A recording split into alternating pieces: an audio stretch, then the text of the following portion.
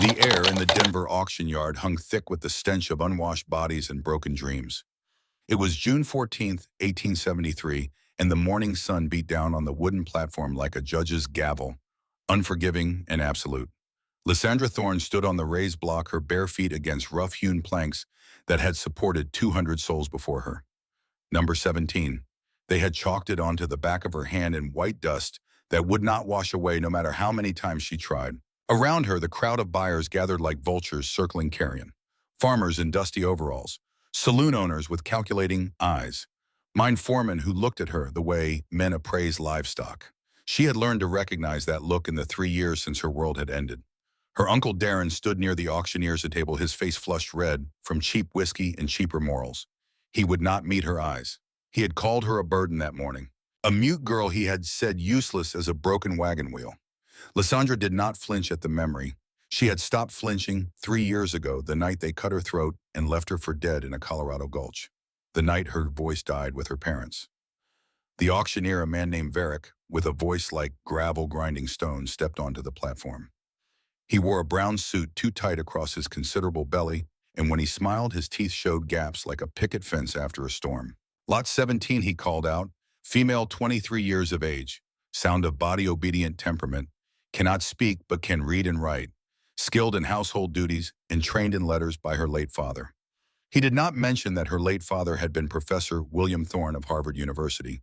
He did not mention the small scar on her back shaped like a sunburst, the mark of a bloodline that stretched back 3 generations of brilliant minds. He did not mention that she carried in her memory a formula worth more than gold. Bidding starts at $50, Varick announced. A farmer in the front raised his hand. 50. A woman in a feathered hat, madame of one of Denver's more successful establishments, countered. 75. 100, called a mine foreman with dust still caked in the lines of his face. Lysandra kept her gaze fixed on a loose board at the edge of the platform. She had learned this trick early. Retreat into the fortress of your mind. Build walls so high that their words cannot scale them. Remember Boston in springtime. Remember her father's study filled with books in the smell of pipe tobacco.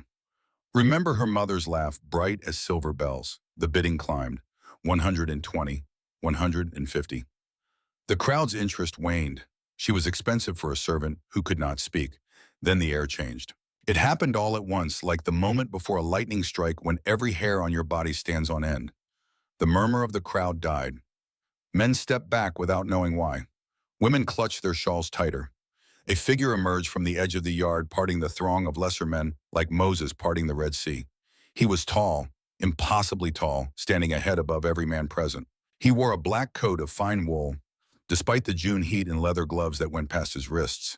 His hair was dark as coal dust, swept back from a face that might have been carved from the same granite that formed the Rocky Mountains. His eyes were the palest blue Lysandra had ever seen, the color of ice and shadow. The crowd whispered his name like a prayer. Sterling, Corvath Sterling, the Silver King of Wyoming, owner of 7 mines and 2,000 acres of the richest mineral deposits west of the Mississippi.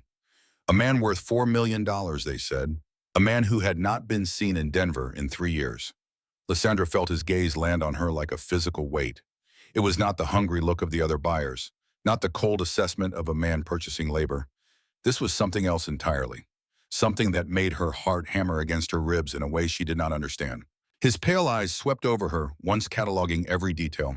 Then they stopped. Fixed. She saw the moment of recognition flare in those winter-colored depths, though she did not understand what he recognized. He had seen the scar. Through the thin cotton of her dress, somehow he had seen the sunburst mark on her back. Varick's voice faltered. Mr. Sterling, an unexpected honor, sir. The current bid stands at $150. Sterling did not acknowledge him. His focus remained locked on Lysandra. When he spoke, his voice was low, controlled, with an edge like a blade drawn across whetstone. I will buy her. The crowd stirred. Varick licked his lips nervously. Of course, sir. The bid is yours at 150. You misunderstand. Sterling reached into his coat and withdrew a leather pouch. He tossed it onto the auctioneer's table. The impact was heavy, final. The strings loosened, spilling a cascade of gold coins that gleamed in the harsh sunlight. The crowd gasped. Lysandra's breath caught in her throat.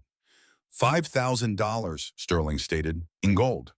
The sum was obscene. It was 50 times the going rate for an indentured servant. It was more than most men earned in a lifetime. It was the price of a house, a business, a future. Varick's mouth opened and closed like a fish drowning in air. Darren surged forward, his eyes wide with disbelief and avarice. He had expected $200 at most. This was a fortune beyond his wildest imaginings. That is, that is more than generous, Mr. Sterling, Varick stammered. Is it sufficient? The question held an edge of dangerous impatience. Yes, yes, of course. Then we are concluded. Sterling gestured to two men who had materialized behind him. They were built like granite boulders dressed in dark wool and leather. His personal guards. They moved toward the platform, but before they could ascend, Sterling's voice cut through the air like a whip crack. Do not touch her. The guards froze mid-step. Sterling himself climbed the platform steps. Each footfall was deliberate, measured. He moved with the controlled grace of a man who had learned to govern every muscle, every gesture, because the alternative was unacceptable.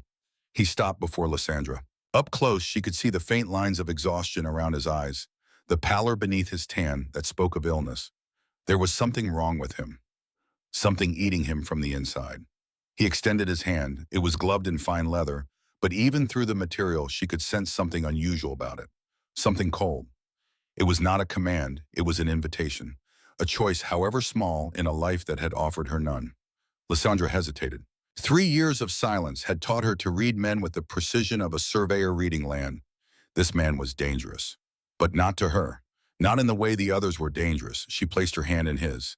The cold was immediate. Even through 2 layers of fabric, his skin temperature was wrong. It was like touching a stone pulled from a winter stream. Her fingers should have recoiled. Instead, something in her settled, quieted. She saw his eyes widen fractionally, felt the slight tremor that ran through his frame. He had felt it too, whatever it was. This strange, impossible connection. His fingers closed around hers, gentle but firm. He led her down from the platform through the parted crowd that stared with open mouths and whispered speculation.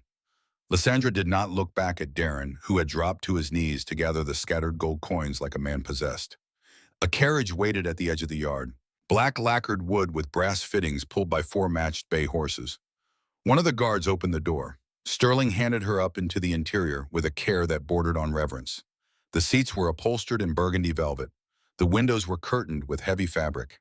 It was the finest conveyance Lysandra had ever entered, finer even than her father's carriage had been in the days before Colorado, before the gold, before the blood. Sterling climbed in across from her. The door closed. The driver snapped the reins. The carriage lurched into motion, carrying her away from Denver, away from her uncle, away from the last remnants of the life she had known. For several minutes, neither of them moved. Sterling sat perfectly still, his gloved hands resting on his knees, studying her face as if trying to decode a cipher. Finally, he spoke. You are Lysandra Thorne, daughter of Professor William Thorne, late of Harvard University. It was not a question. Lysandra nodded slowly. Her heart was pounding now. How did he know your father was a brilliant chemist? His work on compound extraction from mineral ores was revolutionary. Sterling's voice was measured, each word carefully weighted. He came to Colorado in 1868, searching for a specific type of gold-bearing quartz. He found it at Cache Creek. Lysandra's hands clenched in her lap. Cache Creek. The name was a wound that had never healed. He was murdered in 1870, along with your mother.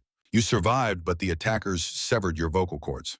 His pale gaze dropped to her throat where a thin white scar traced a line beneath her jaw.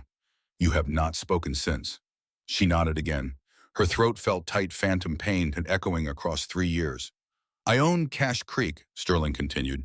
I purchased it in 1871 from a man named Morrison, who had acquired it under questionable circumstances. When I examined the mine records, I found evidence of your father's work. Notes scratched into the rock face deep in the shafts. Chemical formulas. References to something he called the sunstone compound. Lysandra's breath stopped. Sterling leaned forward slightly. I am dying, Miss Thorne.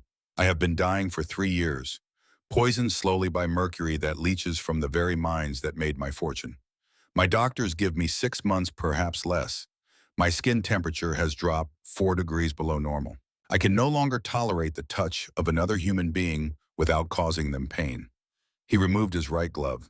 His hand was pale as bone, the veins beneath the skin showing blue-black. When he held it up, she could see the faint tremor the way the fingers did not quite straighten completely. I have tried every treatment known to modern medicine. Bloodletting, mineral baths, tinctures from Europe and China. Nothing works. The mercury accumulates faster than my body can expel it. His stare locked onto hers. Your father's final notes mentioned a compound derived from uranium-bearing gold ore, a serum that could chelate heavy metals from human blood. The Sunstone Serum. He replaced his glove with careful precision. I have searched for 3 years for anyone who might know the complete formula. Your father's laboratory notes were destroyed in the attack that killed him. His university papers contain only fragments. But there was one person who worked beside him in those final months. One person who would have memorized the formula, who would have understood its significance. Sterling's intensity sharpened. You, Miss Thorne. You carry your father's knowledge. You carry the only cure that might save my life. The carriage rumbled on through the streets of Denver, leaving the auction yard far behind. Lysandra sat motionless, her mind racing. He knew. Somehow, impossibly, he had pieced together what no one else had discovered. The formula did exist. It lived in her memory, perfect and complete, every ratio and temperature and timing seared into her brain like a brand. Her father had made her memorize it in the weeks before his death, made her recite it back to him until she could reproduce it even in her sleep. Guard this knowledge, he had told her, his hands on her shoulders, his eyes grave. Others will kill for it. The ore at Cache Creek contains trace uranium in combination with gold particles found nowhere else on Earth. In the right hands, it can save lives. In the wrong hands, it will destroy them. 2 weeks later, the wrong hands had found them. Sterling watched her face, reading the confirmation in her features. I will not force you, he said quietly. You are not my slave, Miss Thorne, regardless of the legal document that says otherwise. You are free to refuse. Free to leave when we reach Sterling Manor. I will provide you with money transportation to any city you choose. He paused, and for the first time she saw something other than iron control in his face. She saw desperation. Not the crude, grasping kind, but the quiet desperation of a man watching his own extinction approach 1 degree at a time. But I am asking you, help me, not because I own you, not because I paid gold for you, but because you understand what it means to lose everything to forces beyond your control. The carriage wheels clattered over a wooden bridge. Through the curtained window, Lysandra could see the first foothills of the Rockies rising in the distance.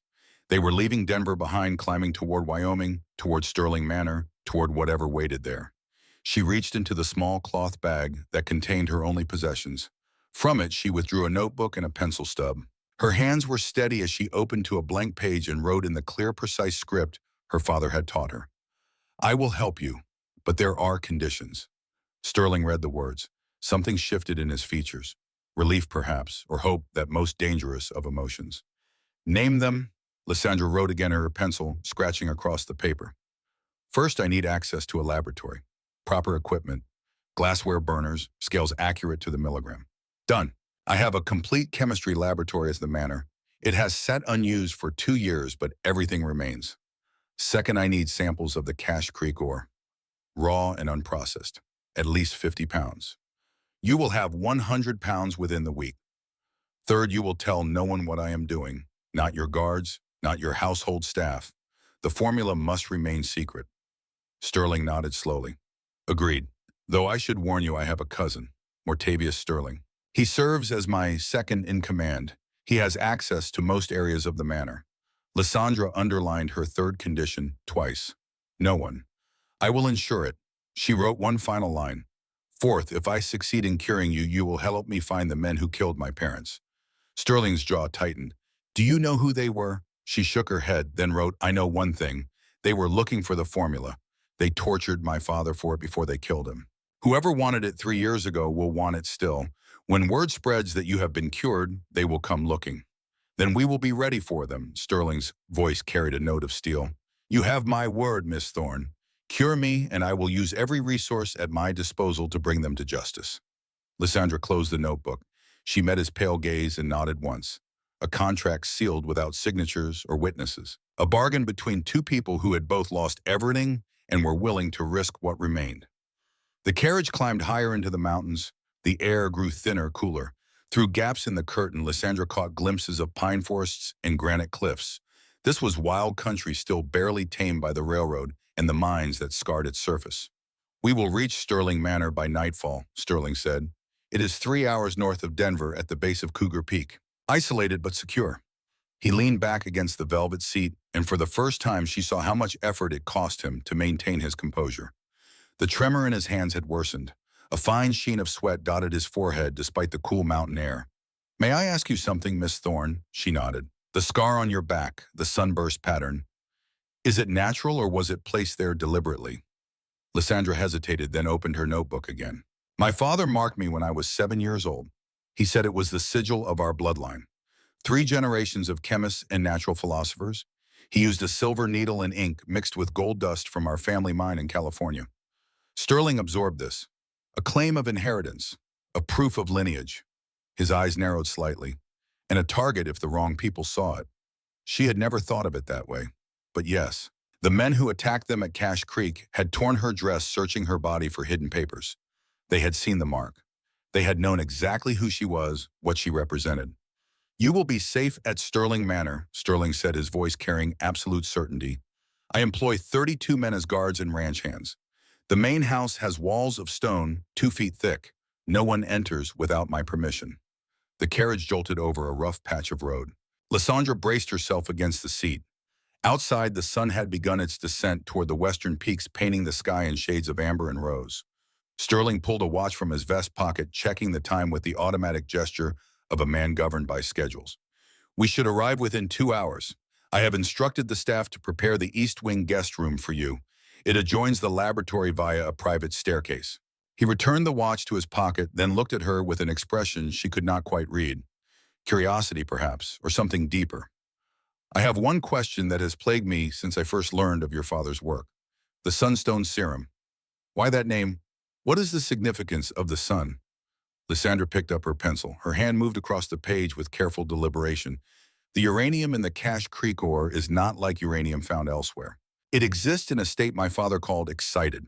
When combined with certain gold isotopes and exposed to specific wavelengths of light, it produces a compound that glows faintly yellow, like captured sunlight. My father believed all life comes from the sun. Plants convert sunlight to energy. Animals eat plants. We are all, in essence, condensed starlight. The Sunstone Serum returns that light to the blood, burning away the darkness of heavy metal poisoning." She showed him the words. Sterling read them slowly, his face unreadable. "Your father was a poet as well as a scientist." Lysandra smiled. It was a small expression, barely there, but it transformed her face for a moment, made her look younger than her 23 years, made her look like the girl she had been before the world had taught her the taste of blood and silence. Sterling saw it. She watched recognition flicker across his features, followed by something that might have been regret. "I am sorry," he said quietly, "for what was taken from you." She nodded. There was nothing to say to that. Sorry did not bring back the dead. Sorry did not restore stolen voices. But it was perhaps enough to build upon. A foundation of shared understanding between two people who had both learned that the world was far crueler than children believed. The carriage rolled on through the gathering dusk. Shadows lengthened across the mountain valleys. The first stars appeared in the darkening sky, cold and distant as the eyes of gods who did not intervene. Lysandra leaned back against the velvet seat and closed her eyes. She had traded one cage for another, her uncle's house for Sterling's manor, one form of servitude for another, however gilded the bars might be. But this cage had a laboratory. This cage had the ore she needed. This cage had a man desperate enough to give her the one thing she wanted most in all the world: revenge. She would cure Corvath Sterling. She would save his life using the knowledge her father had died to protect. And when the men who had murdered her parents came looking for the formula they craved, she would be ready. They would learn what it meant to cross a daughter of the Thorne bloodline. They would learn that silence could be more dangerous than any scream. And they would pay for every drop of blood they had spilled that night in the gulch at Cache Creek. The carriage wheels turned. The mountains rose higher, and Lysandra Thorne rode toward her destiny with her eyes closed and her heart burning, like the sunstone compound her father had discovered in the depths of the Colorado earth. Burning bright, burning cold, burning for justice that was 3 years overdue. Sterling Manor rose from the Wyoming landscape like a fortress carved by titans. 3 stories of granite and timber, with towers at each a corner that watched over the valley below. The setting sun painted its stone walls the color of dried blood, and shadows pooled in the courtyard like spilled ink. The carriage rattled through iron gates that stood 12 feet high, topped with spikes that gleamed dully in the fading light. Guards nodded as they passed men with rifles slung across their shoulders and eyes that tracked movement with the precision of predators. Lysandra pressed closer to the window, studying every detail. The main house dominated the compound, but surrounding it were smaller structures. Bunkhouses for the workers, stables that could hold 40 horses, a forge that still glowed red from the day's work, storage buildings with heavy padlocks. This was not merely a home, it was a kingdom. And Corvath Sterling ruled it with the absolute authority of a man who had built his empire one calculated decision at a time. The carriage stopped before the main entrance. Sterling descended first, moving with the controlled care of a man who knew his body was failing him. He extended his hand to help Lysandra down, and again she felt that shock of cold through their layered gloves and fabric. But this time she noticed something else. The cold was not uniform. It pulsed slightly, like a heartbeat, growing more intense near his wrist, where the major blood vessels ran close to the surface. Mercury poisoning affected the circulatory system first. The blood itself became toxic, unable to carry heat properly through the body. Her father's notes had documented similar cases in miners who worked with cinnabar ore. Their extremities turned blue-black. Their core temperature dropped degree by degree until their hearts simply stopped beating. Corvath Sterling was dying from the inside out, one frozen increment at a time. A man waited at the entrance. Tall, well-dressed, with features that echoed Sterling's own but softened, somehow made more approachable. He was perhaps 35, with dark hair going gray at the temples and eyes that crinkled at the corners when he smiled. "Cousin," he said warmly, descending the steps with outstretched hands. "We did not expect you back until tomorrow." Sterling made no move to embrace him. "Plans changed, Mortavius. I trust the Eastern Survey reports arrived this morning. All 7 sites show promising deposits." Mortavius's gaze shifted to Lysandra, and his smile widened with practiced charm. "But you did not tell me you were bringing a guest. Miss Thorne will be staying in the East Wing. She is to serve as my personal secretary." Something flickered across Mortavius's face. Surprise, perhaps, or calculation. "A secretary, Corvath. We have 3 clerks who manage your correspondence perfectly well." Nevertheless, yet Sterling's tone carried a note of finality that closed the discussion like a door slamming shut. "See that her room is prepared immediately, and have the laboratory opened and cleaned." Now Mortavius's surprise was genuine. "The laboratory that has been sealed for 2 years. Then it is time it was unsealed. Miss Thorne has specialized training in chemistry. She will be conducting research on my behalf." Mortavius studied Lysandra with new interest, his gaze lingering on her worn dress and chalk-marked hand. "Research? How fascinating. And where did you acquire this specialized training, Miss Thorne?" Lysandra met his eyes but said nothing. Could say nothing. Sterling answered for her. "Miss Thorne does not speak. She communicates through writing when necessary. You will respect her privacy and ask no questions about her work. Is that understood?" The warmth drained from Mortavius's face, replaced by something harder. "Of course, cousin. Whatever you require." He inclined his head toward Lysandra. "Welcome to Sterling Manor, Miss Thorne. I hope your stay will be productive." The way he said productive carried an edge Lysandra could not quite identify. Not quite threat, not quite curiosity. Something in between, like a knife wrapped in silk. Sterling gestured toward the entrance. "Show Miss Thorne to her quarters. I will meet with you in my study in 1 hour to review the survey reports." Mortavius nodded and swept his arm toward the doorway. "This way, Miss Thorne." Lysandra followed him into the manor, acutely aware of the Sterling's gaze on her back until she crossed the threshold and the great oak doors closed behind her. The interior was as imposing as the exterior. Vaulted ceilings supported by massive timber beams. Walls lined with dark wood paneling and portraits of stern-faced men who stared down from their frames with judgment in their painted eyes. Chandeliers of wrought iron hung from thick chains, their candles unlit in the gathering darkness.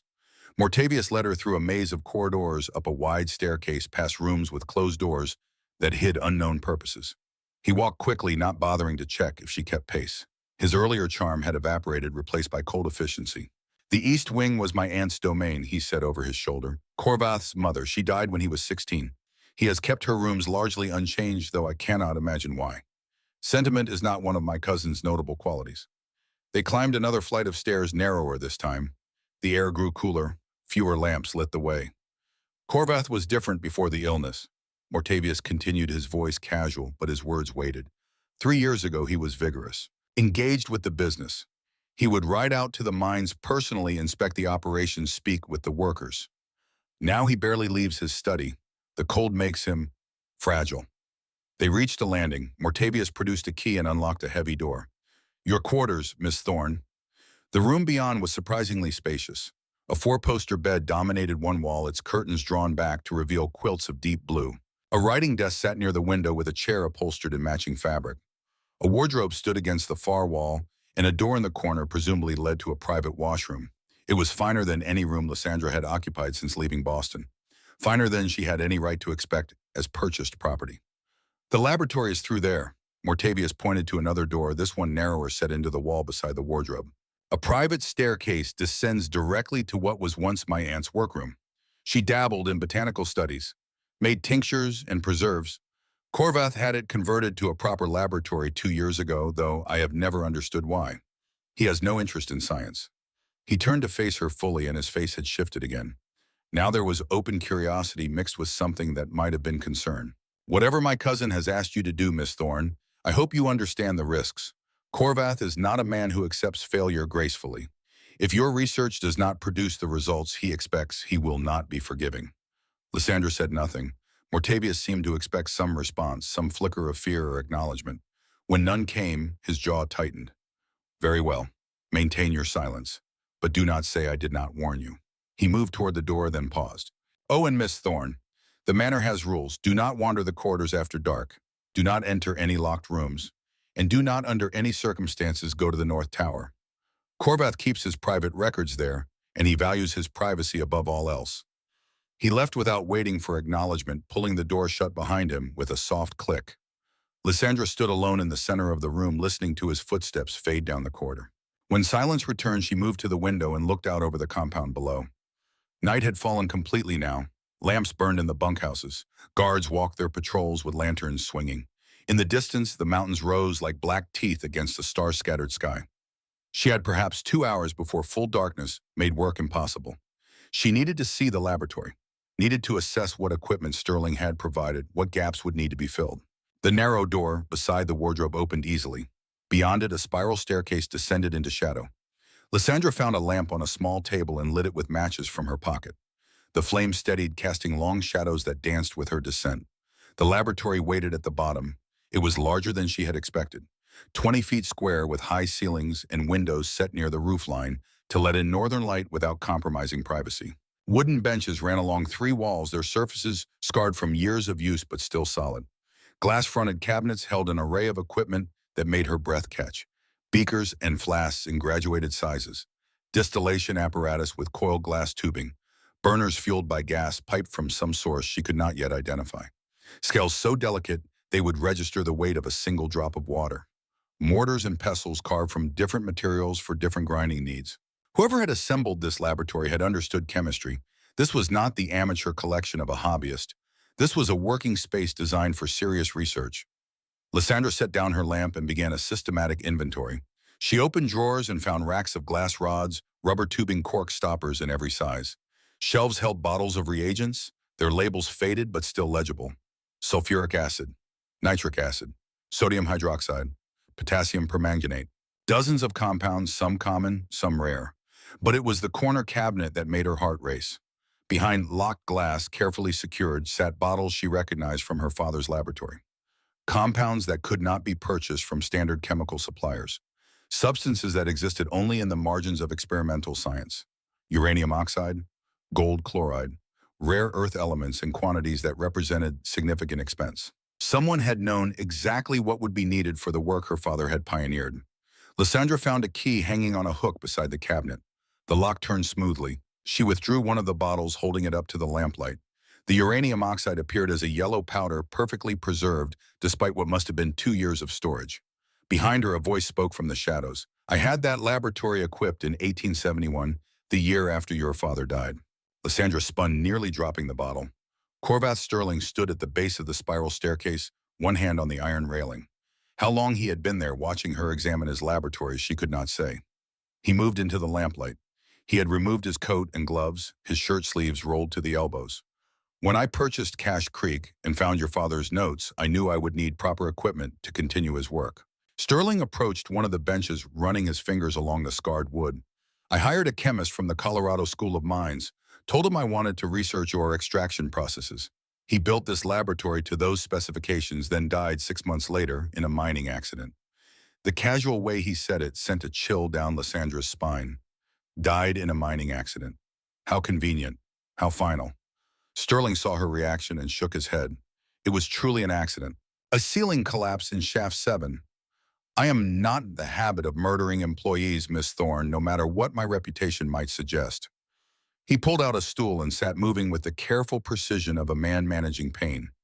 But I will confess that his death was fortuitous. He had seen enough of my preparations to ask questions. Questions I could not answer without revealing the true purpose of this equipment. Lysandra set the uranium oxide bottle back in the cabinet and closed the glass door. She turned to face Sterling, fully studying him in the lamplight. His pallor was more pronounced now, his lips faintly blue. The tremor in his hands had worsened to the point where he had to grip the edge of the bench to steady himself. The mercury concentration in my blood has reached 40 parts per million, he said quietly. Dr. Morrison tests me weekly. 50 parts per million is considered fatal. I have perhaps 8 weeks, 10 if I am fortunate.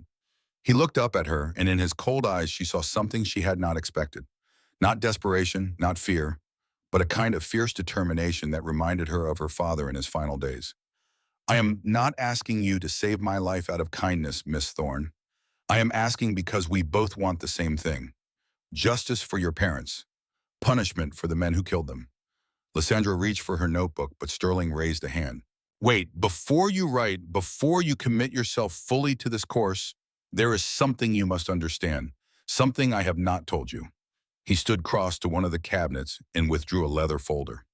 He placed it on the bench between them and opened it to reveal a stack of documents. Letters mostly in various hands, some on official letterhead, some written in cipher. For 3 years I have been investigating your father's murder. Not openly, not through legal channels, but through other means.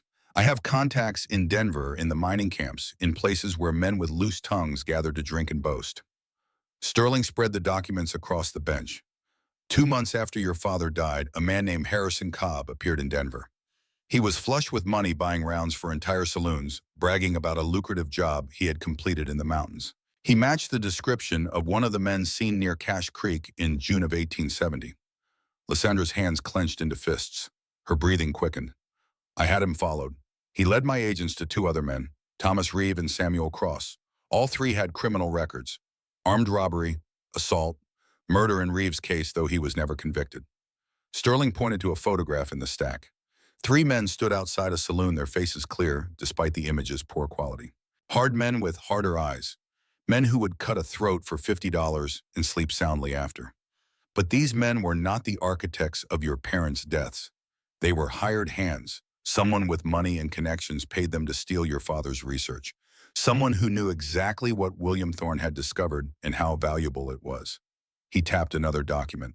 I tracked their movements backward from Denver. Found the witnesses who saw them meeting with a well-dressed gentleman in Colorado Springs in May of 1870. A gentleman who paid them $500 in advance and promised another $500 upon delivery of the formula. Lysandra grabbed her pencil, her hand shaking as she wrote. Who was he? Do you have a name? Sterling's jaw tightened. I have 3 possible names. 3 men who were in Colorado Springs that month, who had the resources to hire killers and who had reasons to want your father's research. He laid out 3 more photographs.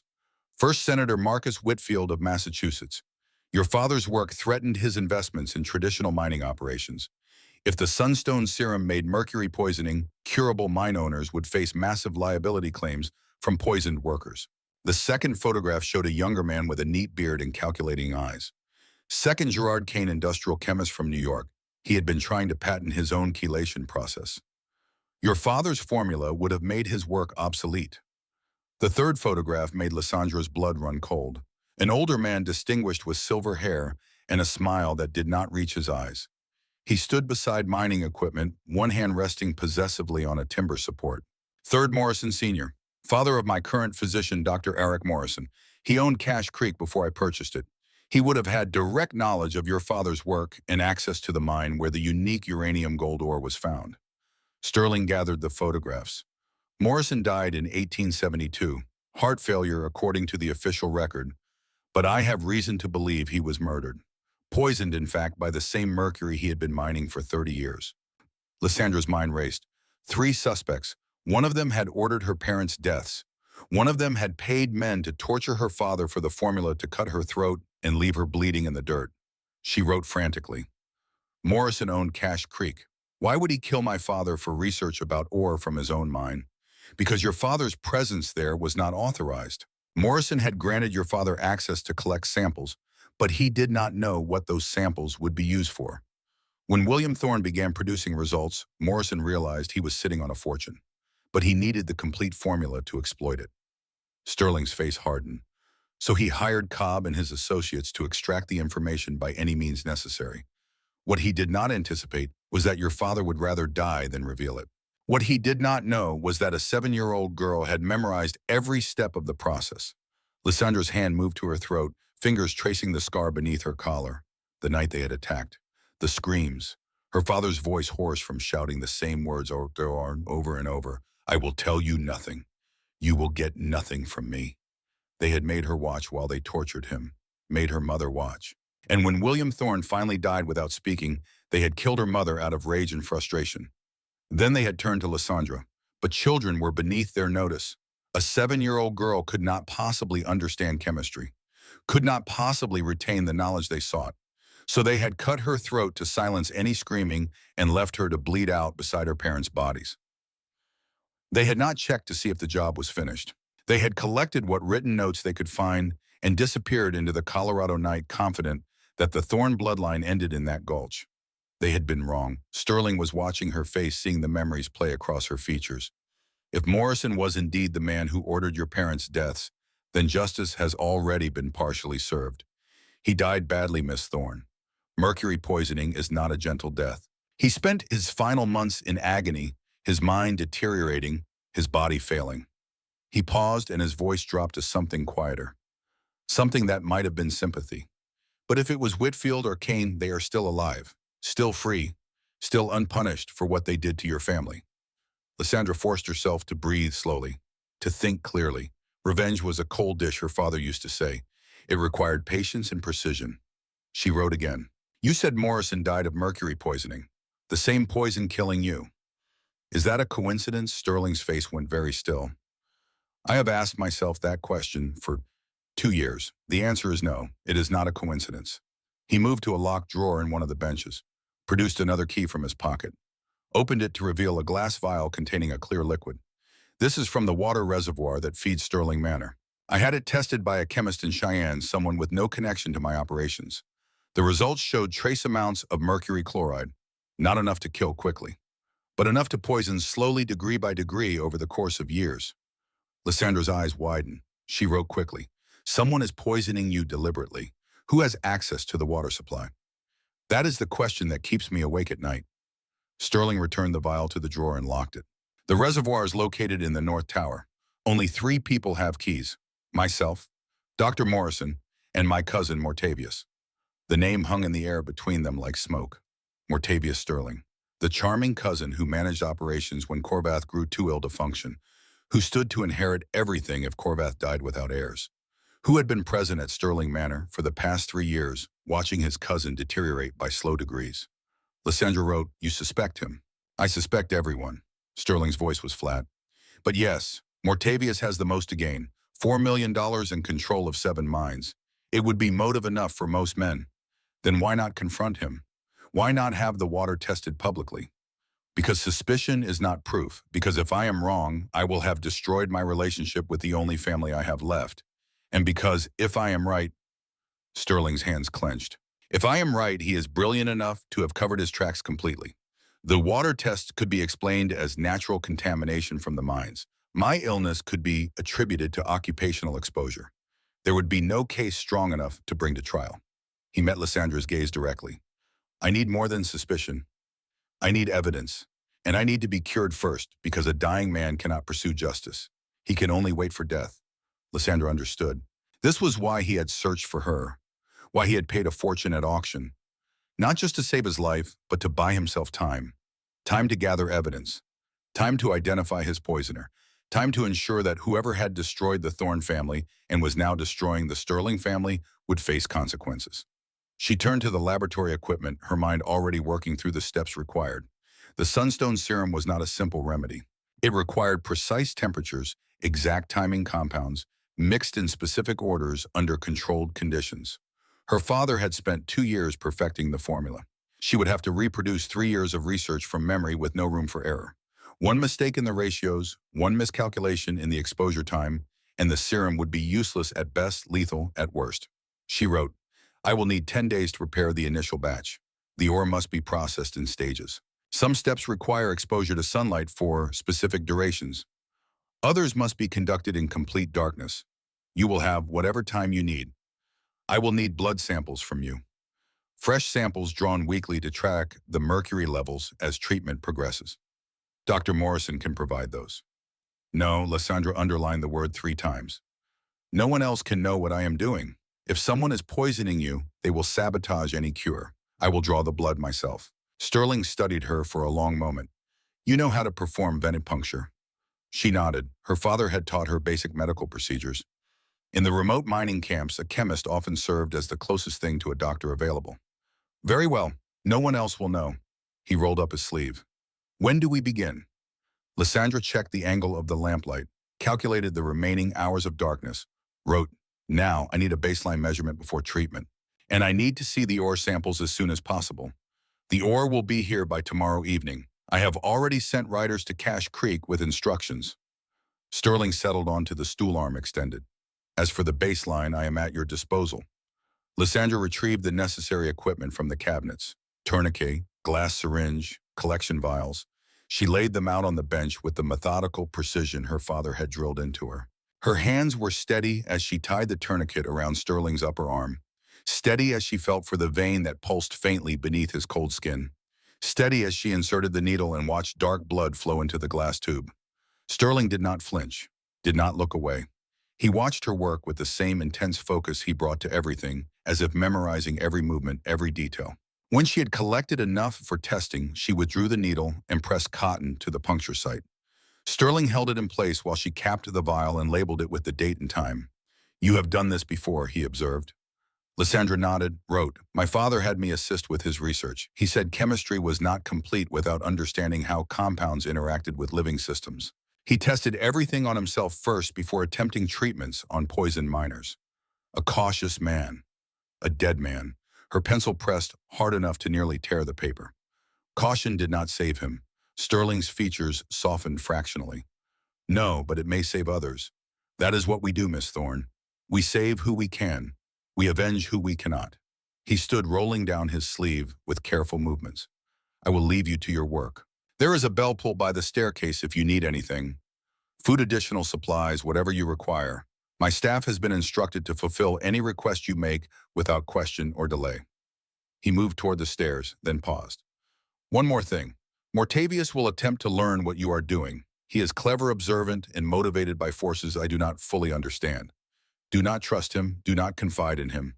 If he offers help, refuse it." Lysandra met his gaze and nodded once. Sterling climbed the stairs and disappeared into the darkness above. The sound of his footsteps faded, leaving Lysandra alone in the laboratory with her father's legacy and a vial of poisoned blood. She set to work immediately. The blood sample needed to be tested for mercury concentration. The equipment was all here. The reagents were available. It was simply a matter of following the procedures her father had taught her step by methodical step. Hours passed. The lamp burned low and she replaced it with another. Her hands moved with increasing confidence as muscle memory returned.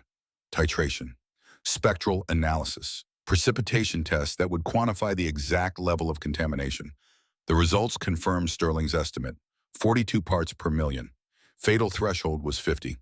At the current rate of accumulation, he had perhaps 9 weeks before his heart would stop beating or his brain would cease functioning.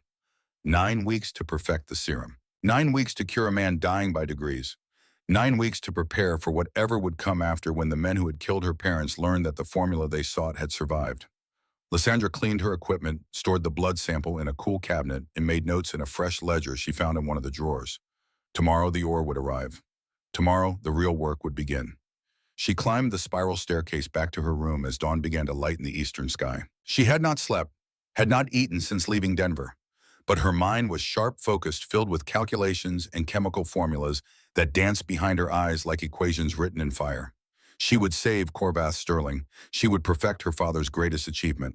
And then when the time was right, when the guilty parties revealed themselves, as they inevitably would, she would make them pay for every drop of blood spilled that night in the gulch at Cache Creek. The sun rose over the Wyoming mountains.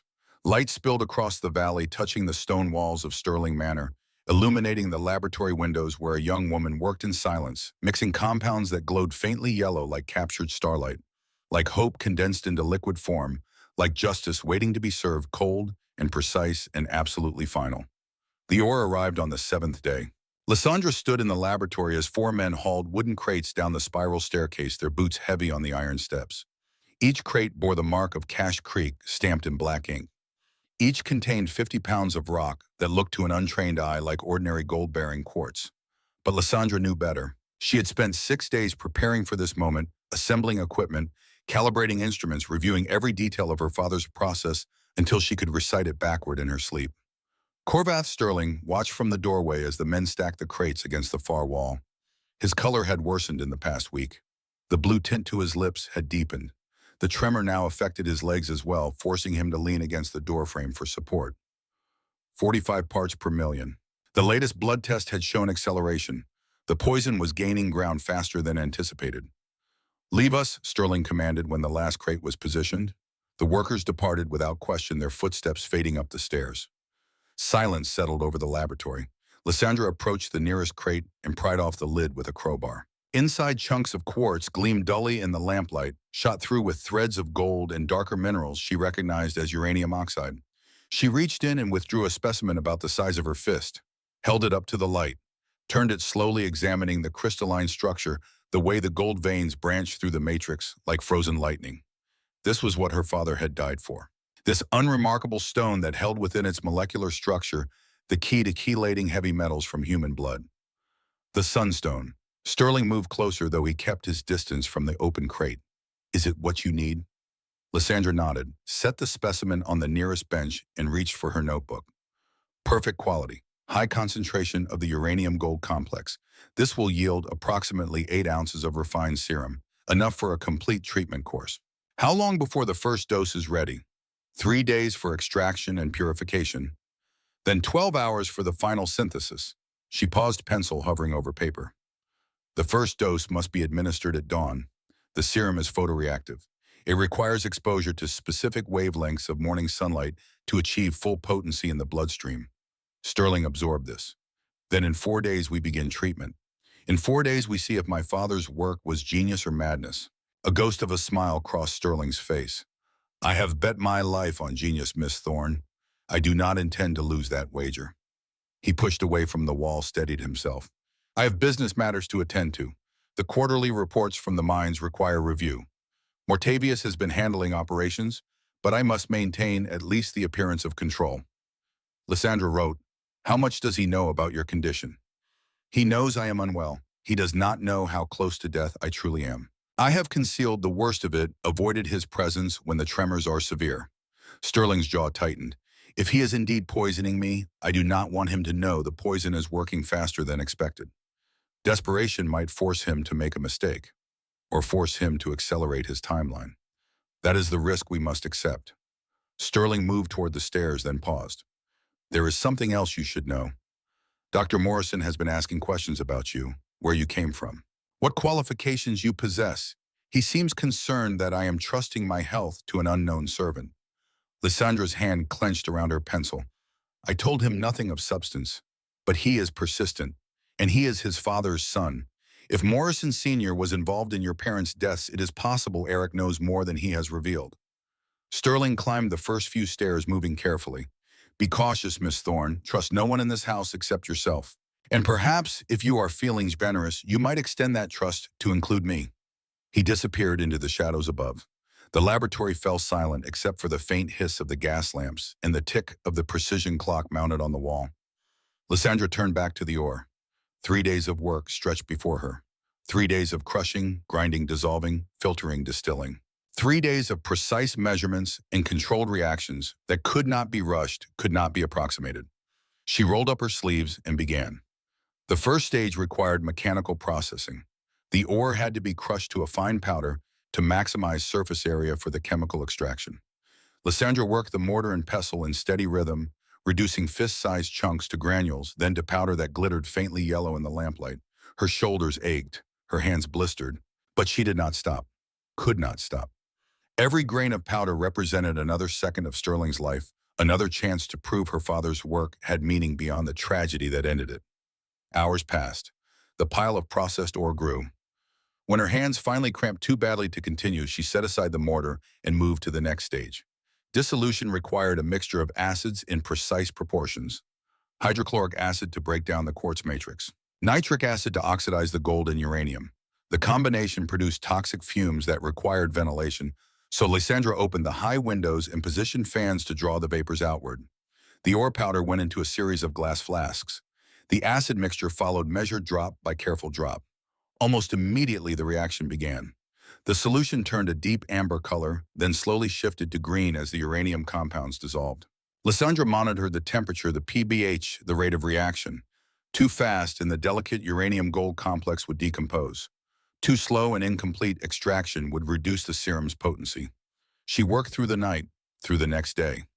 Barely aware of time passing except for the changing angle of light through the high windows and the meals that appeared at regular intervals on the small table near the stairs. Someone was ensuring she ate. Someone was watching her needs even as she lost herself in the work.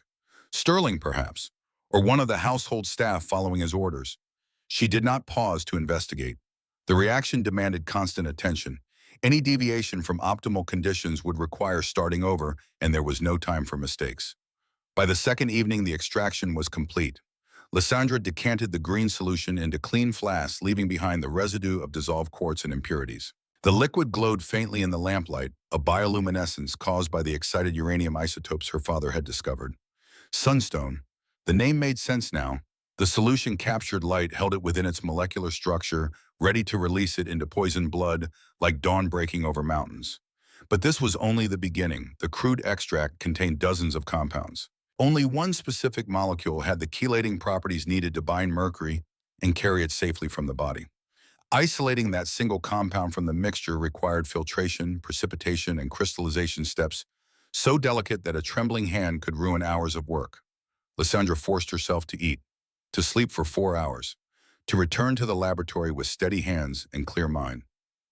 The third day began with precipitation. She added reagents that would cause unwanted compounds to solidify and drop out of solution. Each addition required waiting sometimes for hours for the reaction to complete. She used the time to prepare the next steps, to review her father's notes in her memory to ensure she had forgotten nothing. By evening, the solution had cleared to a pale yellow, almost colorless. The concentration was still too low for therapeutic use.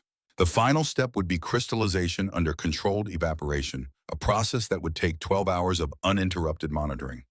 Lysandra began the evaporation at sunset. She positioned the solution in shallow dishes beneath gentle heat, just enough to drive off the water without degrading the active compound. Then she settled onto a stool to watch and wait. The laboratory grew quiet around her. The manor above had fallen silent as the household retired for the night. Only the soft hiss of the burners and the tick of the clock marked the passage of time. As she climbed the stairs to her room, Lysandra noticed something on the third step. A single thread of fabric, dark blue, caught on a splinter. The same shade Mortavius had worn at dinner. Someone had been watching her work from the shadows of the staircase. How long had they stood there? What had they seen? She pocketed the thread and continued upward, her mind racing. The walls of Sterling Manor had eyes, and whoever they belonged to now knew the sunstone serum was nearly complete. Around midnight, footsteps sounded on the spiral staircase. Lysandra's head snapped up. Her hand moved automatically to the iron poker near the furnace, a poor weapon but better than nothing. Dr. Arik Morrison emerged from the shadows. He was a man of perhaps 40, with graying hair and the soft hands of someone who worked with instruments rather than tools. He wore a dark suit despite the late hour, as if he had not yet retired to bed. "Miss Thorne," he said, his voice carrying a note of concern that might have been genuine. "Forgive the intrusion. I saw the light beneath the laboratory door and feared something had gone wrong." Lysandra said nothing, did not move, did not release the poker. Morrison raised his hands in a gesture of peace. "I mean you no harm. I am simply concerned.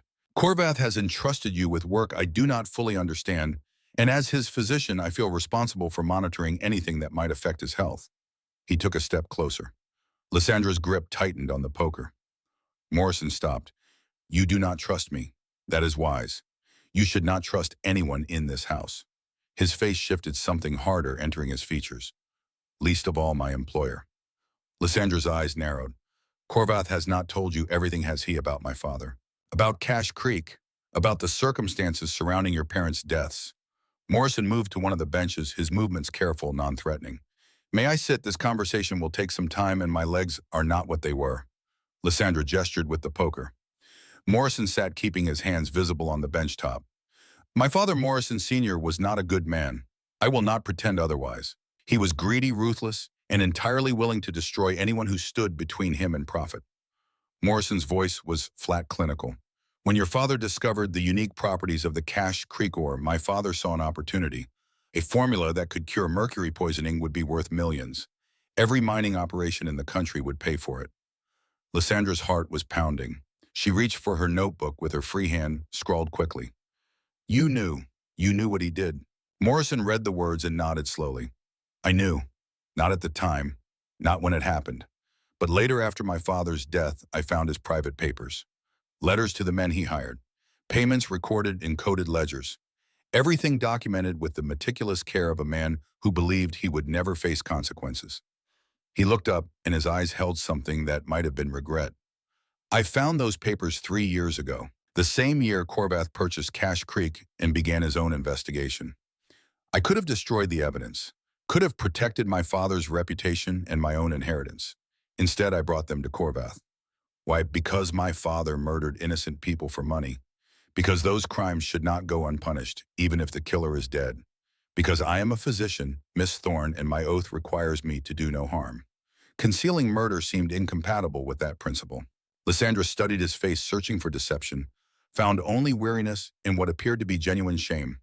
Morrison continued, the papers proved my father orchestrated your parents' deaths, but they did not prove he acted alone. The amounts paid to the hired killers exceeded what my father could have afforded at the time.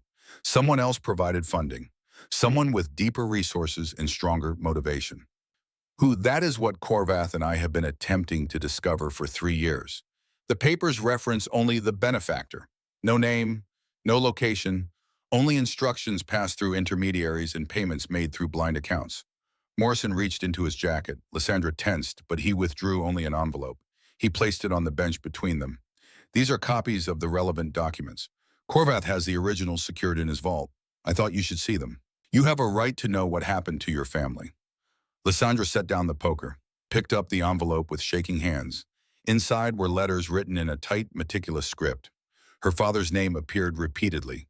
Instructions for surveillance, authorization for extreme measures if the subject proves uncooperative, and a final letter dated July 3, 1870, 2 weeks after her parents died. The matter has been handled. The chemist would not cooperate and has been eliminated along with his wife. The child was also dealt with. No formula was recovered. Papers found at the site suggest the work was entirely theoretical. The benefactor's investment appears to have been wasted on speculation rather than practical science. The child was also dealt with. Lysandra's hands trembled so violently the paper rattled. They had reported her dead, had assumed the throat cutting was fatal, had left her bleeding in the dirt while they searched her father's belongings and found nothing of value, because the formula had never been written down. It existed only in William Thorne's mind and in the memory of his 7-year-old daughter, who had proven far more resilient than killers anticipated. I am sorry, Morrison said quietly. Sorry for what my father did. Sorry that I cannot give you the name of the person who ordered it. Sorry that justice remains incomplete. Lysandra forced herself to breathe, to think, to push past the rage that threatened to consume rational thought. She wrote, Sterling is being poisoned. Mercury in the water supply. You have access to the reservoir. Your father killed for the formula. Why should I believe you are not finishing his work? Morrison's face hardened. Because if I wanted Corvath dead, he would be dead. I am his physician. I have access to his blood, his medication, his food. I could end his life in a dozen ways that would appear natural and leave no evidence. He leaned forward, intensity entering his voice. I brought my father's crimes to light when I could have buried them. I have spent 3 years helping Corvath investigate a conspiracy that might implicate my own family. I have nothing to gain from his death except suspicion and ruin. Then who is poisoning him? The same person who funded your parents' murders. The same person who has been searching for the Sunstone formula for 13 years. The same person who learned that Corvath purchased Cache Creek and became terrified that he would succeed where my father failed. Morrison stood, moved to the window, looked out over the darkened valley. Someone in this house is a spy. Someone is reporting Corvath's every move to an outside party. When that party learned he had acquired a chemist and begun work in the laboratory, they ordered his elimination. Slowly, to avoid suspicion, mercury poisoning mimics occupational exposure. The perfect crime. Lysandra's mind raced. Mortavius, the charming cousin who stood to inherit everything, who had been present at Sterling Manor for 3 years, who had access to every locked room and private conversation. She wrote, Mortavius. Morrison turned from the window. That would be the obvious conclusion.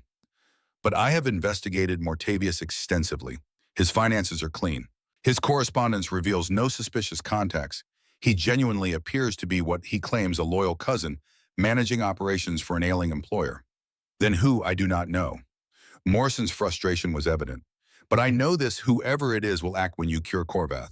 The moment he begins to recover, the moment it becomes clear that you possess the formula, they will either try to kill you both or force you to reveal the secret.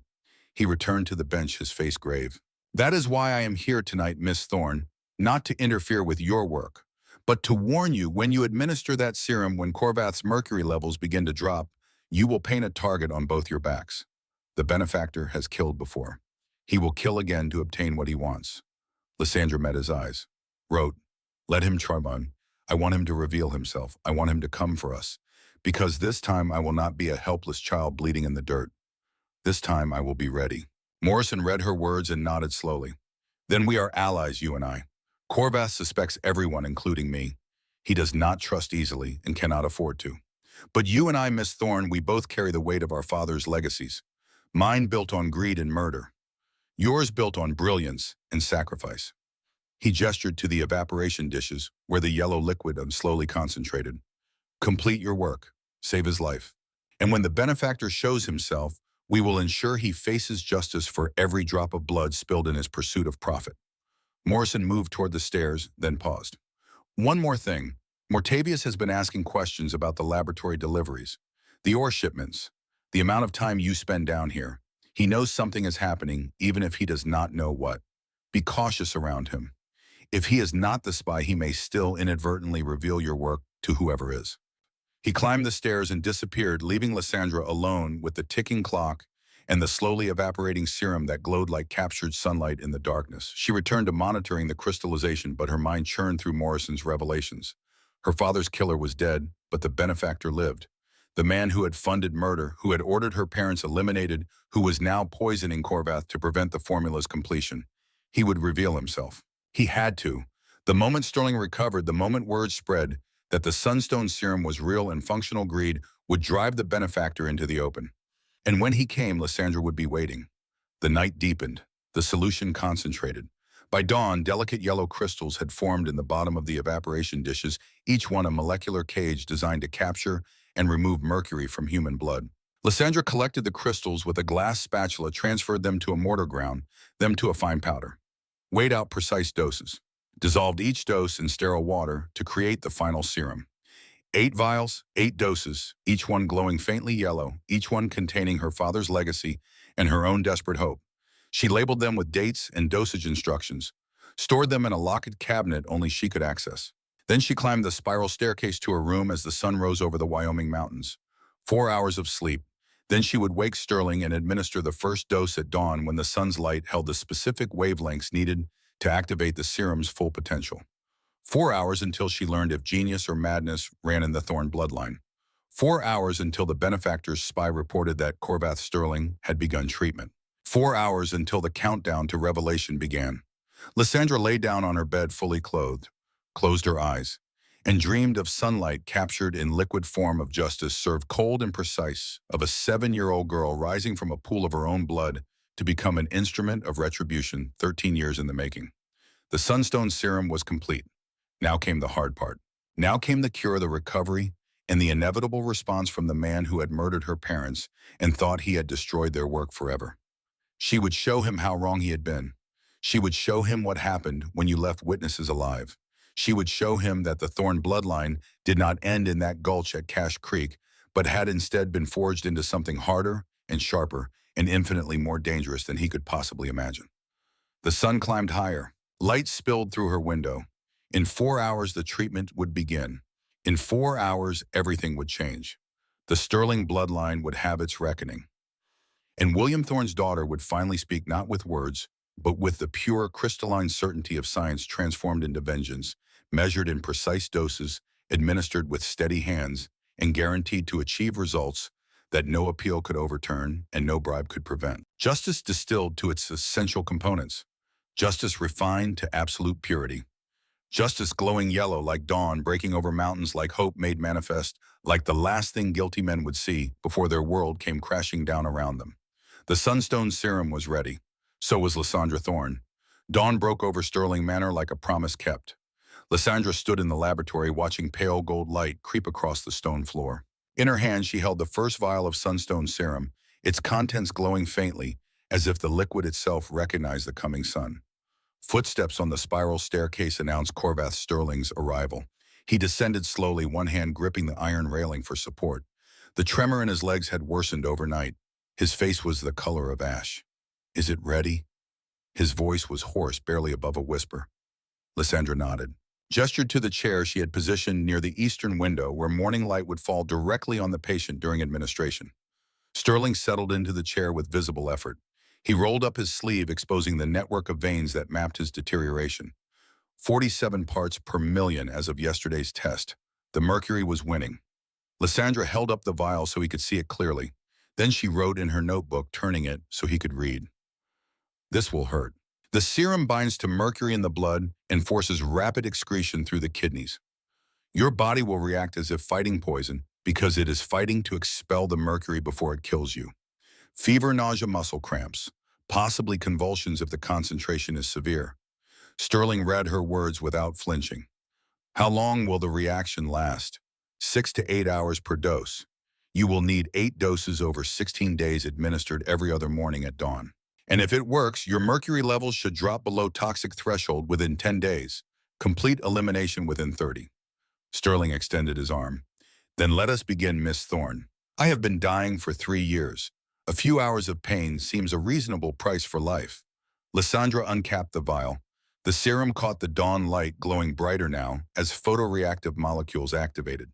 She had timed this precisely. The sun was at the exact angle her father's notes specified, the wavelength spectrum optimal for maximum potency.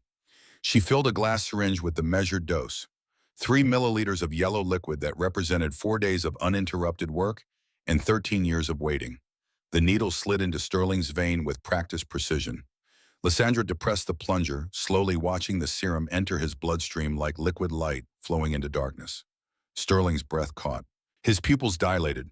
For a moment, nothing happened. Then his back arched. The reaction was immediate and violent. Sterling's hands clenched on the chair arms hard enough to make the wood creak. His jaw locked. A strangled sound escaped his throat, not quite a scream, but close. Lysandra had anticipated this. She moved quickly, positioning his body so he would not fall from the chair. Her hands were steady, despite the fear that gripped her chest. This was the moment of truth. Either the serum would work as her father had designed, or it would kill Sterling in a matter of minutes. Sweat broke out across Sterling's forehead. His skin flushed red, then pale, then red again, as his circulatory system went to war with itself.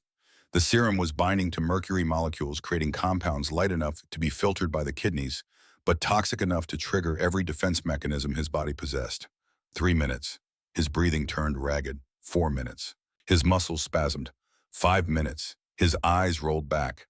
Lysandra grabbed her notebook, scrawled quickly. "Breathe, count with me. In for 4. Hold for 4. Out for 4. Your body is purging the poison. Let it work."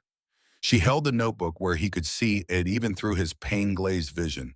Began counting on her fingers. 1, 2, 3, 4. Watched him struggle to match her rhythm. Slowly, incrementally, his breathing steadied. The spasms decreased in intensity. By the 8th minute, he had regained enough control to meet her gaze. "Still alive," he managed through gritted teeth. "Good sign." Lysandra felt for his pulse. Rapid but strong. She checked his pupils. Responsive. The worst of the initial reaction was passing, though tremors still racked his frame. She helped him from the chair to a cot she had prepared against the wall. Sterling collapsed onto it, his clothes soaked with sweat, his hands still shaking.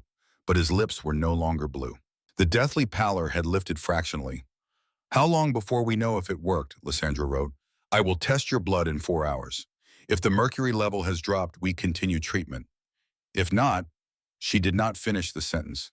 Did not need to. If the serum failed, Sterling would be dead within weeks, and the Sunstone formula would die with Lysandra's silence. "Then I will rest for 4 hours." Sterling closed his eyes.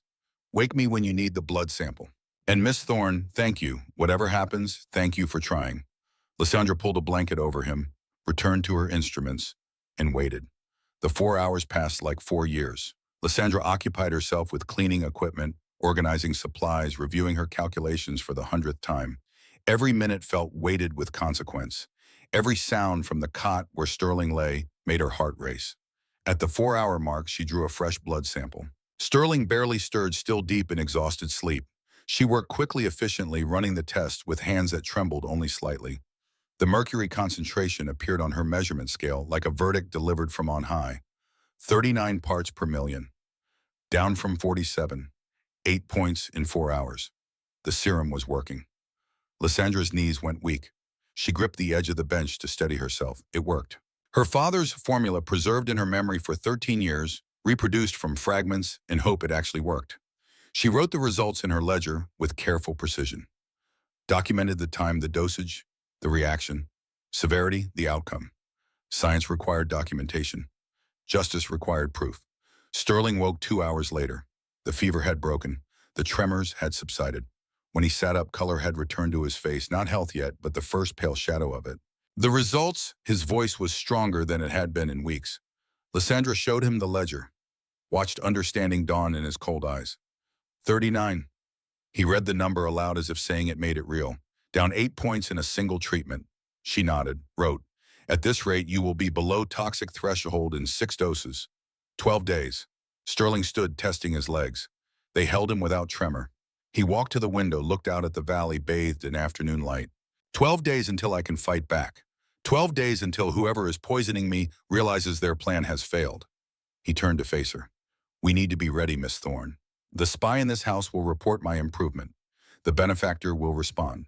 When he does, we must have evidence ready to destroy him completely." Lysandra wrote, "How do we identify the spy? We set a trap. We give them information too valuable to keep secret, then watch to see who carries it out of the manor." Sterling's jaw set like stone. "And I believe I know exactly what information will draw out our traitor." That evening, Sterling held a dinner for his senior staff. The dining hall had not been used in months, but candles blazed in the chandeliers and the long table gleamed with polish. Mortavius Sterling sat at his cousin's right hand, his face carefully neutral. Dr. Morrison occupied the seat across from him. 3 mine foremen and 2 administrative clerks filled the remaining chairs. Lysandra stood in the corner, silent as a ghost, a notebook in her hands, to record any instructions her employer might issue. It was a role she had played before the invisible servant who heard everything and said nothing. Sterling raised his glass. His hand was steady, the tremor completely absent for the first time in months. "Gentlemen, I have called you here to share remarkable news. After 3 years of declining health, I have found a treatment that shows genuine promise." He gestured toward Lysandra. "Miss Thorne has prepared a medicinal compound using techniques pioneered by her late father, Professor William Thorne of Harvard University." Mortavius's head snapped up. "Thorne, the chemist who died at Cache Creek?" "The same. His daughter has been conducting research in the laboratory, and the results are extraordinary. My mercury levels have dropped 8 points in a single day." Morrison leaned forward. "That is medically impossible. Mercury chelation takes weeks even with the most aggressive modern treatments. And yet here I sit, stronger than I have been in months, thinking clearly, moving without tremor." Sterling set down his glass with deliberate precision. "Miss Thorne's formula works, gentlemen. Within 2 weeks, I expect to be fully recovered." The reaction around the table was immediate. The foreman looked confused, but pleased that healthy employer meant stable employment. The clerks whispered to each other, calculating what this might mean for business operations. But Mortavius and Morrison exchanged a glance that Lysandra did not miss. Morrison's face showed genuine surprise. Mortavius's showed something else entirely, something that looked like fear. "This is wonderful news, cousin." Mortavius's voice was controlled, but his knuckles were white where he gripped his fork. Though I confess surprise that you did not consult with Dr. Morrison before beginning an experimental treatment. Miss Thorne's credentials are impeccable. Her father's research was decades ahead of its time. Her father's research also got him killed, Mortavius said quietly, along with his wife, murdered in the mountains for whatever formula he had discovered. Are you certain it is wise to advertise that his daughter has successfully reproduced his work? The table went silent. Sterling's face did not change, but his voice dropped to something colder. Are you suggesting Miss Thorne is in danger? I am suggesting that whoever killed William Thorne wanted his formula badly enough to commit murder. If word spreads that the formula exists and is effective, those same parties may return to finish what they started. Then we will be ready for them. Sterling's gaze swept the table. I have increased security. Additional guards patrol the perimeter. No one enters Sterling Manor without my explicit permission. Miss Thorne is under my personal protection. He stood signaling the end of the dinner. Gentlemen, return to your duties. I want production reports from all 7 mines on my desk by Friday. We have lost 3 years to illness. It is time to reclaim what was neglected. The men filed out, leaving only Mortavius Morrison and Lysandra in the dining hall. Mortavius approached his cousin. Corvath, I must protest. You are putting this woman in terrible danger by announcing her success. The discretion you should be exercising. The discretion I exercise is my own concern. Sterling's voice could have frozen water. Miss Thorne has saved my life. I will not hide that achievement in shadows. Mortavius's jaw tightened. He glanced at Lysandra, then back to Sterling. As you wish, cousin, but do not say I failed to warn you when consequences arrive.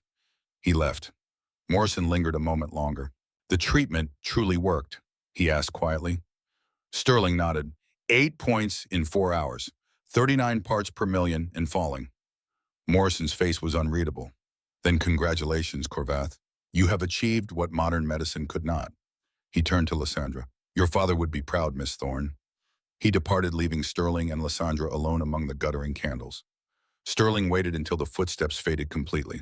Then he smiled, a predator's expression full of sharp edges. Now we wait. The trap is set. Whoever reports to the benefactor will do so within 48 hours.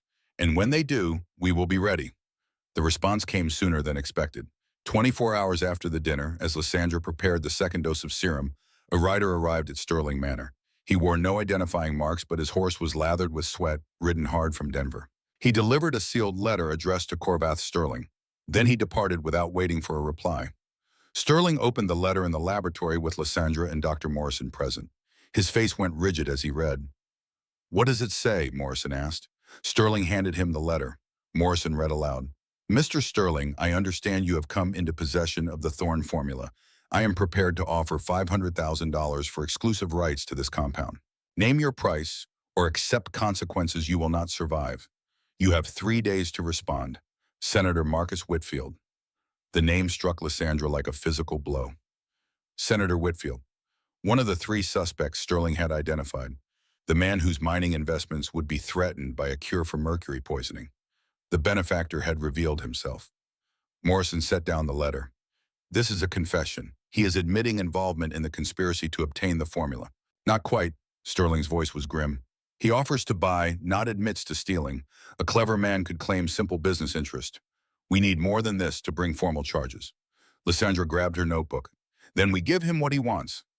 We agree to sell, we arrange a meeting, and we make him confess to everything. That is extremely dangerous, Morrison protested. Whitfield has already killed twice that we know of. He will not hesitate to kill again. Good, let him try. Lysandra's handwriting was fierce across the page. I want him to come here. I want him to see me alive. I want him to know the child he ordered murdered survived to destroy him. Sterling studied her face, saw the cold determination there, the rage that had burned for 13 years waiting for this moment. Very well, we will arrange a meeting here at Sterling Manor in 3 days. We will have witnesses, we will have documents ready, and we will ensure that Senator Marcus Whitfield leaves this place in chains or not at all. He moved to his desk, pulled out paper and pen, began drafting a response.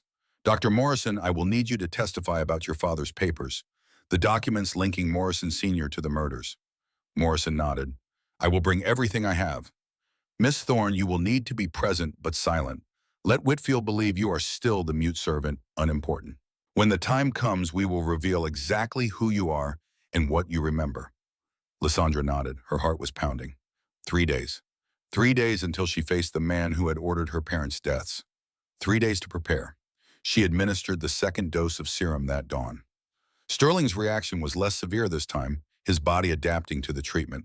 By noon, his mercury level had dropped to 31 parts per million, below the acute danger threshold. Still toxic, but no longer immediately fatal. I can feel the difference, Sterling said, flexing his hands. The cold is receding. My thinking is clearer. Your father's work is a miracle, Miss Thorne. She wrote, my father's work is justice delayed. Now it will be justice delivered. 3 days later, Senator Marcus Whitfield arrived at Sterling Manor. He came in a private carriage accompanied by 2 bodyguards who looked more like hired killers than legitimate security. He was 60 years old, silver-haired, distinguished with the bearing of a man accustomed to power and the cold eyes of someone who had used that power without conscience. Sterling received him in the main hall with Mortavius and Morrison present as witnesses. Lysandra stood in the corner, a silent shadow, taking notes. Senator Whitfield, welcome to Sterling Manor. Mr. Sterling, Whitfield's voice was smooth-cultured. I appreciate your willingness to meet. I understand you have made a remarkable recovery. Thanks to the Thorne formula, yes, I am nearly cured. Whitfield's gaze swept the room, landing briefly on Lysandra before dismissing her as irrelevant. Then you understand the value of what you possess. A cure for mercury poisoning would be worth millions. I am prepared to offer $600,000 for exclusive rights. That is a generous sum. But before we discuss terms, I have questions about your interest in this particular formula. Whitfield's face did not change. It is a sound business investment, nothing more. Nothing more, not even the fact that you funded the murder of William Thorne in 1870 to obtain this same formula. The temperature in the room dropped 10 degrees. Whitfield's bodyguards tensed. Mortavius's eyes widened in shock. That is a serious accusation, Mr. Sterling. I hope you have evidence to support it. I have documents. Morrison stepped forward carrying a leather folder. Papers belonging to Morrison Sr., who orchestrated the murders on behalf of an anonymous benefactor. The benefactor's payments were traced to an account in Boston registered to one of your shell companies. Whitfield's mask slipped for just a moment. Lysandra saw calculation flash across his features, saw him weighing options. Circumstantial at best, easily explained as legitimate business transactions. Perhaps, but combined with this letter, Sterling held up Whitfield's threatening correspondence. It establishes a pattern. You wanted the formula in 1870. You killed to get it. You failed. Now you want it again, and you are willing to threaten violence if I refuse. You have no proof I was involved in any murder. Actually, Morrison said quietly, I do. My father kept meticulous records, including a letter from you dated May 15, 1870, authorizing payment of $1,000 for acquisition of proprietary chemical research by any means necessary. The letter bears your signature and your congressional seal. Whitfield's face went pale. His hand moved inside his jacket. Sterling's voice cut like a blade. I would not recommend drawing that weapon, Senator. You are surrounded. My guards are positioned at every exit. Doctor, Morrison has already sent copies of all evidence to the territorial marshal. Whether you kill me or not, you will hang for your crimes. Whitfield's hand froze. His eyes darted to the doors, the windows calculating escape routes that did not exist. Who else knows about this? Everyone who matters. The evidence is already in the hands of authorities. You cannot silence us all. Whitfield's shoulders sagged. The fight drained from him as he realized the trap had closed completely. You have won, Sterling. What do you want? Money I can pay. I want justice. Sterling's voice was ice. I want you to confess here in front of witnesses to ordering the murders of William and Eleanor Thorne. I will hang. Yes, you will, but you will hang knowing you failed. The formula you killed for exists. It works. And the child you ordered murdered survived to see you destroyed. Whitfield's gaze snapped to Lysandra, really looked at her for the first time. Saw her face, her eyes, the small scar on her throat. Recognition dawned like a nightmare coming true. No, you died. The report said.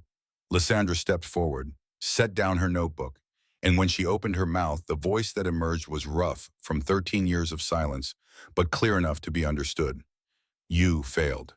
2 words. The first she had spoken since the night they cut her throat. 2 words that struck Whitfield like bullets. Sterling moved to her side. Senator Marcus Whitfield, you are under arrest for conspiracy to commit murder for the deaths of William and Eleanor Thorne, and for attempted murder of their daughter, Lysandra Bards. The doors burst open. 6 men in territorial marshal uniforms flooded in, weapons drawn. Whitfield's bodyguards raised their hands, recognizing they were outmatched. Whitfield was shackled. As the marshals led him toward the door, he looked back at Lysandra. It was not personal, it was business. The formula was worth, their lives were worth more. Lysandra's voice was stronger now, each word carefully formed. And you will die knowing you gain nothing. The formula will be published freely.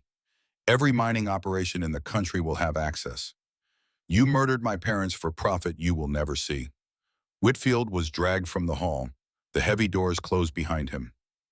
Silence fell over Sterling Manor. Lysandra's legs gave out. Sterling caught her, lowered her gently to a chair.